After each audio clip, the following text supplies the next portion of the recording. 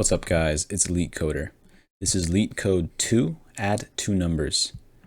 You are given two non-empty linked lists representing two non-negative integers. The digits are stored in reverse order and each of their nodes contains a single digit. Add the two numbers and return the sum as a linked list. You may assume the two numbers do not contain any leading zero except the number 0 itself. So here we can see we're given 243, which is representing 342. We're given 564, which represents 465. And if we sum these up, we'll get 807, or 708. So let's think of an algorithm that can solve this. So we've got 2, 4, 3, and we've got 5, 6, 4. We just need to essentially sum up the numbers and keep going in the linked list until we reach the end. So we can have a pointer here and a pointer here. And all we do is we add the numbers at those two pointers. So the first addition will be 7. Then we move both pointers forward.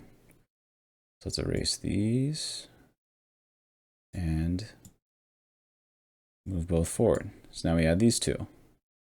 This is 10. So we're just going to put a 0 here because we need the digit, and we'll keep in mind that we have a 1 here for the carry. So we'll put the carry here. Now let's erase these pointers.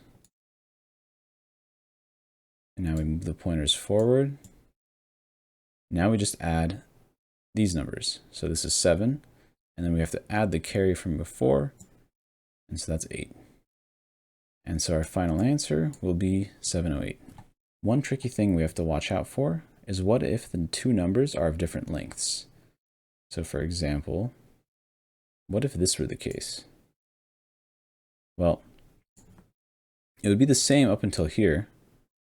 And then once we have the pointers here, we actually would see that there's no other element to go to. So essentially this pointer would just disappear, and the pointer up here would still go here. And so we'd have the carry of 1 from here, and we would have this 3, so 3 plus 1 is 4. And so that would be the answer. And the reason this works out pretty nicely for us is because we don't have to worry about any leading zeros. And also, just the way the linked lists are, by being in reverse order, we don't really have to worry about lining the numbers up correctly, because if the numbers are lined up in reverse order, we know that these digits will always match, because this is the first digit, this is the second digit, etc. So now let's think about the time and space complexity. So the time complexity, well, we're basically going through each linked list. So it's going to be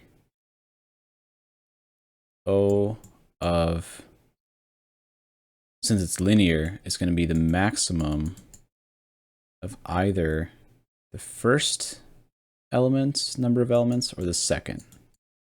So max of nm. And in terms of the space complexity, again, same thing.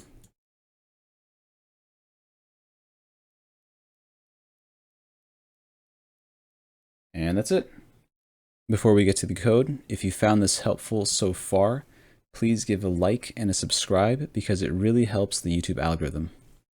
With that said, let's get to the code. First thing we want to do is define our two pointers. So we got L1 current equals L1, L2 current equals L2. And you could use the L1 and L2 variable if you want, but I prefer to create new variables and not override the parameters. It's just better practice in general to do it that way, because you always will have access to the parameters if you ever need them later. So that's that. And while these values are defined, we loop through and we do each iteration. So let's get value 1, which is L1 current.val, and value 2, which is L2 current.val. So now we got our two values. So in the first iteration, it'll be 2 and 5. And let's sum these up. So sum equals val1 plus val2. And that's it, right? Well, no, because we also have to think about the carry. So there could be a carry here. And we have to add the carry to the sum as well. So there's our carry. Now, how do we determine the value from this? Well, let's say sum is 9. Then all we have to do is put 9 in the output. But let's say sum is 11. Well, we can't put 11 as a single digit. We just need the 1 from that 11.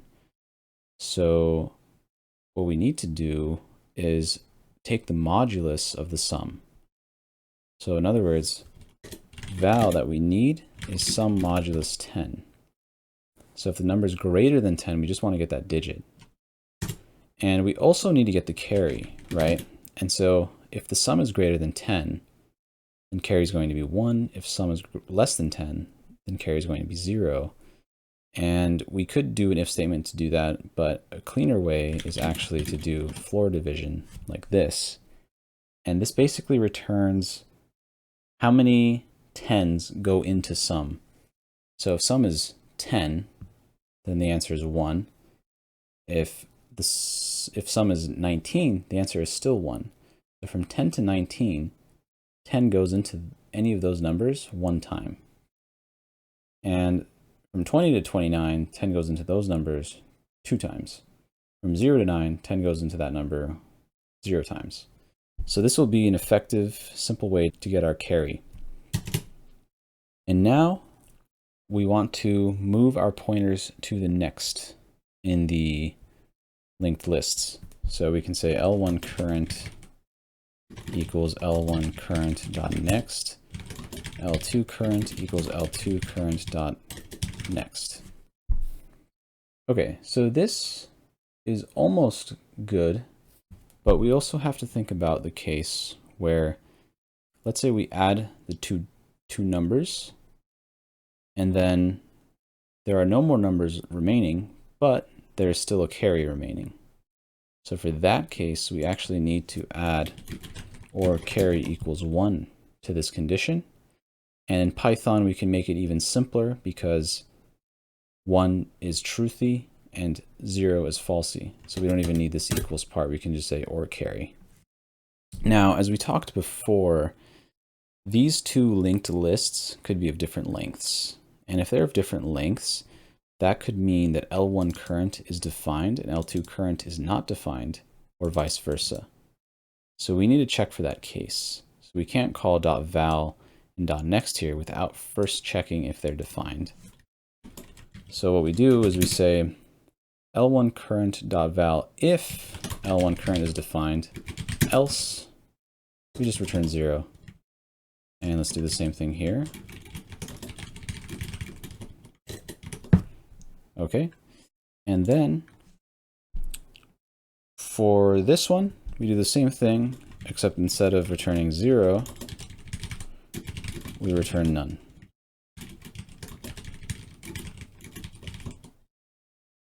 Let's close this one out. Okay, so this looks pretty good, except we're not really storing the output anywhere. So let's just print out the val that we're getting here and make sure it looks correct. So let's run this code. So we got 708 for our standard out, and we got the wrong answer, but that's fine because we weren't expecting it the right answer because we didn't program it yet. But at least we know that we're getting the right numbers for val. So now we have to actually put that into our output. So let's define an output variable here. So output equals list node, and that'll have initially a value of 0. And let's define a tail pointer for the output linked list. And so in this case, it'll start out by equaling output. So what we do here is instead of printing out the value, we'll set output tail.next to equal a list node of val, and then we'll just make the pointer go to that last newly added list node. So output tail equals output tail.next. And then if you notice, the way we did this avoids having an extra variable and avoids checking conditions and things like that. But it requires us to return not the output itself, but the output.next, because in the very first iteration, we actually do .next as well. So the output here is pointing to a list node of 0, which points to the actual whole output that we need. And so this should be good here. We're checking for none here and here. We're checking for carry, and we're making sure that we get the correct output here. So let's run the code. And accepted. Things look good here. And let's submit and see if we get the right answer. And that's it. So it wasn't particularly a difficult algorithm to come up with, but the code was quite extensive, and there are a lot of edge cases here, right? So there's this edge case here where you have to check if L1 current and L2 current are defined. Same here. There's the edge case of the carry, so you have to make sure you add that to the condition. There is the edge case of adding the carry here. You might miss that at first as well. And also defining this output tail can be tricky as well at first. So, conceptually not a difficult problem, but the code can be a little tricky. And just by doing a few linked list problems like this one, you can get a lot more comfortable with working with linked lists. And boom, we did it. Let me know down in the comments if there's any problem you'd like to see next. And make sure to hit that like and subscribe button. See you next time.